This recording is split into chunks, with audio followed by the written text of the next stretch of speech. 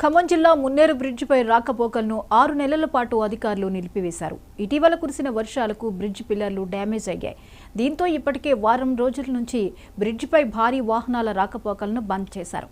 ఈ క్రమంలోనే బ్రిడ్జి మరమ్మతులు చేపట్టడంతో 6 నెలల పాటు వాహనాల రాకపోకలను నిలిపివేస్తున్నట్లు అధికారులు వెల్లడించారు.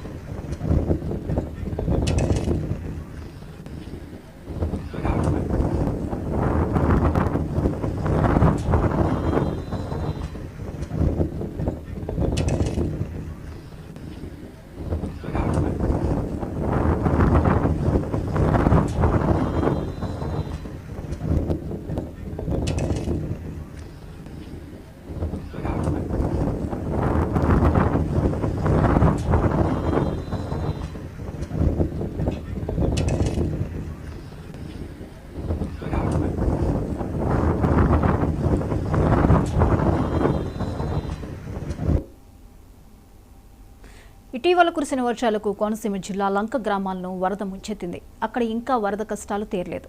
గ్రామానికి చెందిన లక్ష్మి అనారోగ్యంతో మృతి చెందింది. కత్తులవారిపేట నుండి జిల్లేడు లంకలో ఉన్న శ్మశాన వాటికకు తీసుకువెళ్లేందుకు సౌకర్యాలు లేకపోవడంతో మృతదేహాన్ని చేతులపై మోస్తూ గోదావరి నది పాయ దాటారు. అనంతరం బంధువులు అంత్యక్రియలు నిర్వహించారు.